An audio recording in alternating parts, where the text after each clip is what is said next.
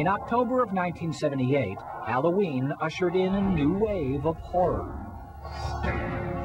The John Carpenter classic that launched the career of Scream Queen Jamie Lee Curtis also launched an entire film genre, the slasher film. I like Halloween, and I'm not a big fan of modern-day horror films because I'm too squeamish. But Halloween had good filmmaking, good storytelling, and good scares. Halloween's iconic image, the white mask of psychotic killer Michael Myers, is unforgettable. But there's a legend behind the mask that is equally memorable.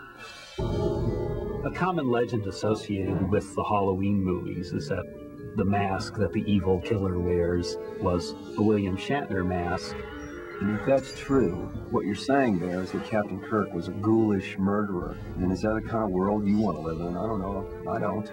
I've seen the mask, though, and it doesn't really look anything much like William Shatner.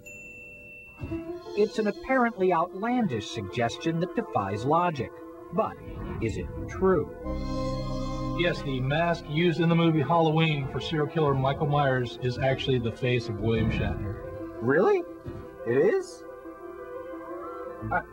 How does Bill feel about that? I'm beginning to have involuntary stomach problems. So why would Carpenter use a William Shatner mask as the face of evil?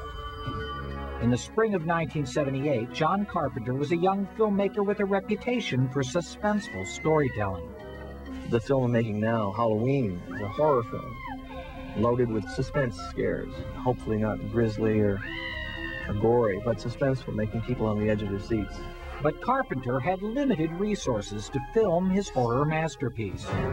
You know, here's a guy making a low-budget horror movie. He can only hire the most resourceful and inexpensive crew that he can find.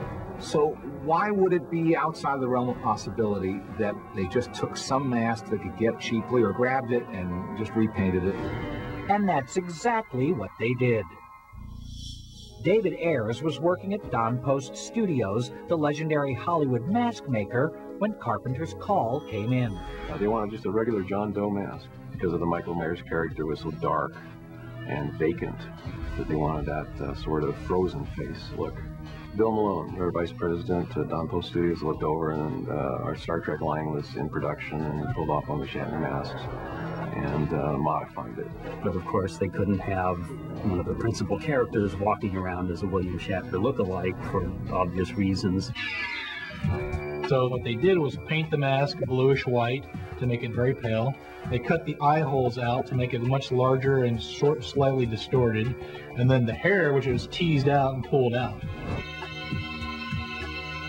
That was basically it. And little did we know that it was going to be such a popular icon in movie history.